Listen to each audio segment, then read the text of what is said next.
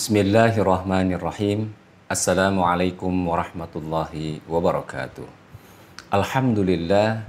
Alhamdulillahi adada khalqihi wa ridha nafsihi wa zinata arshihi wa midada kalimatihi.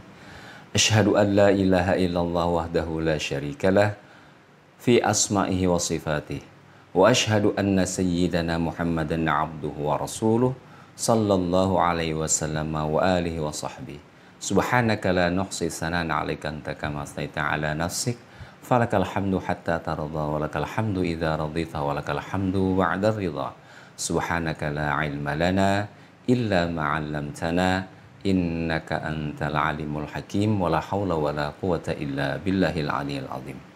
Saudaraku yang dimuliakan Allah Subhanahu wa taala, alhamdulillah kita dipertemukan Allah kembali di hari Jumat di bulan Dzulqa'dah 1444 Hijrah. Semoga kebaikan, keberkahan, dan ridha Allah senantiasa ada pada kita dan orang-orang yang kita cintai. Kami mohon maaf hampir sebulan setelah bulan Ramadan yang lalu, tafsir ini tertunda.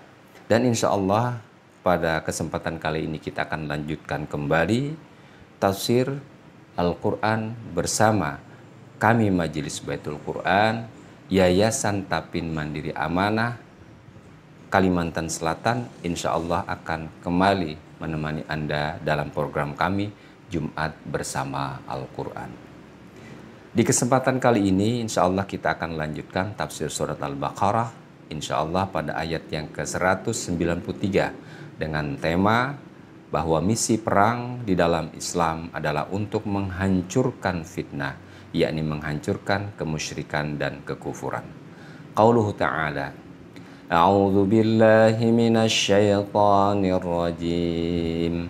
Bismillahirrahmanirrahim. Wa qatiluhum hatta la takuna fitnatun wa yakuna ad-dinu lillah. فَإِنِ انْتَهَوْا فَلَا عُدْوَانَ إِلَّا عَلَى الظَّالِمِينَ. Dan perangilah mereka itu sehingga tidak ada fitnah lagi dan sehingga ad-din itu hanya milik Allah semata. Jika mereka berhenti dari memusuhi kalian, maka tidak ada permusuhan lagi kecuali terhadap orang-orang yang zalim.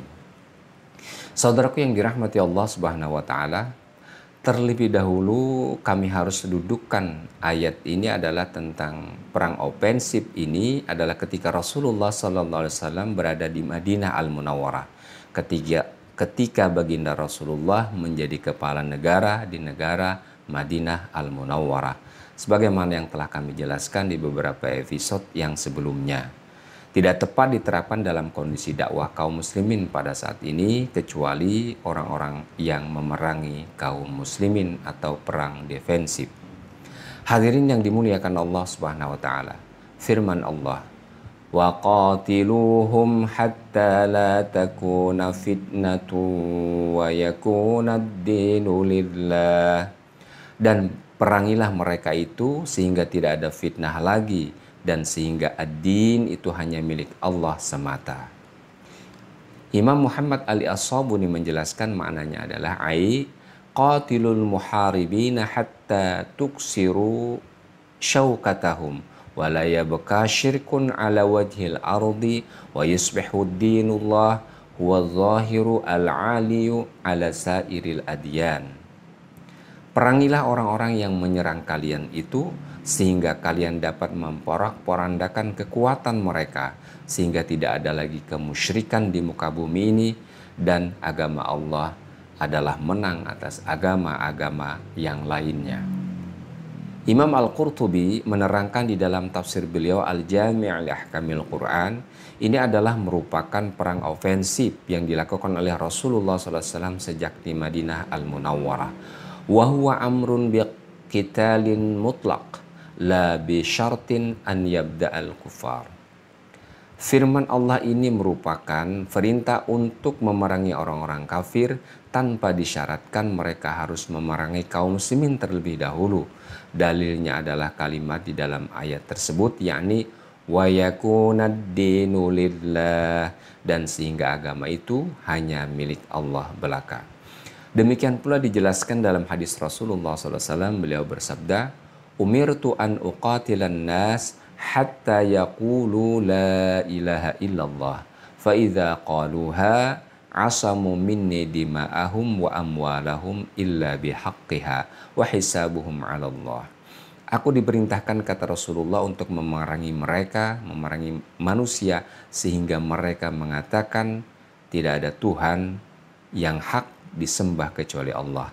Apabila mereka mengatakannya, maka harta dan darah mereka serta kekayaan mereka mendapat perlindungan dariku, kata Rasulullah, kecuali dengan haknya dan perhitungannya mereka terserah Allah Subhanahu wa taala.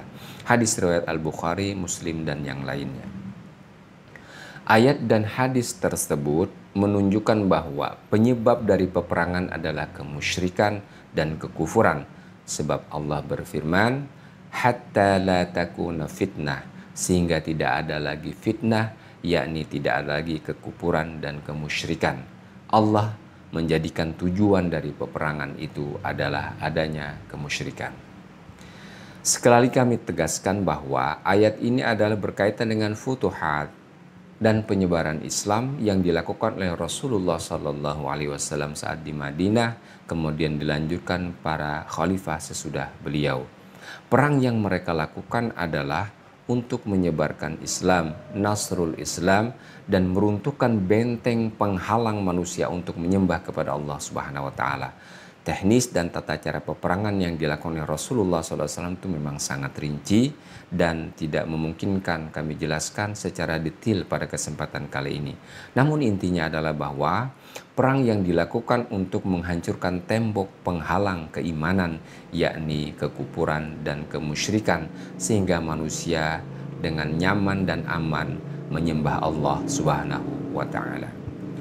Wa qala Ibnu Abbas wa Qatadah wa Rabi' wa Sudi wa ghairuhum al-fitnatu hunaka asyirku wa ma taba'ahu min adza al-mu'minin.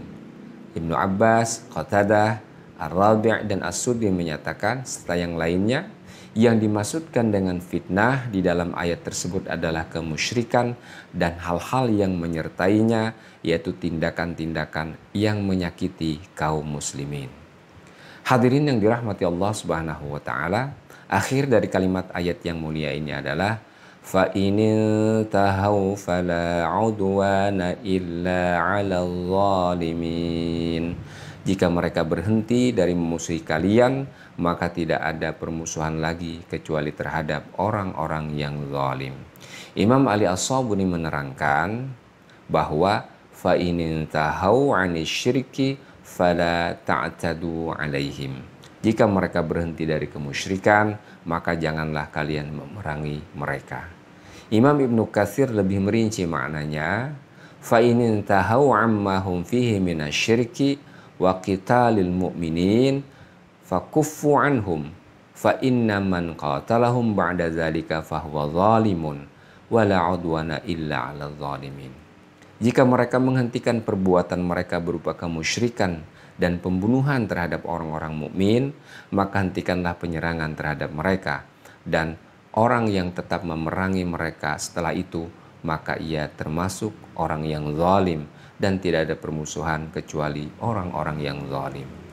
Hadirin yang dimuliakan Allah Subhanahu wa taala, demikianlah makna firman Allah suratul Baqarah ayat yang ke-193 yang menjelaskan tentang futuhat, nasruddin, penyebaran Islam, peperangan yang dilakukan oleh Rasulullah SAW dalam menyebarkan agama Islam ini dan merobohkan tembok penghalang keimanan, yakni berupa kekufuran dan kemusyrikan. Itulah yang diperangi oleh Rasulullah SAW dan para sahabat.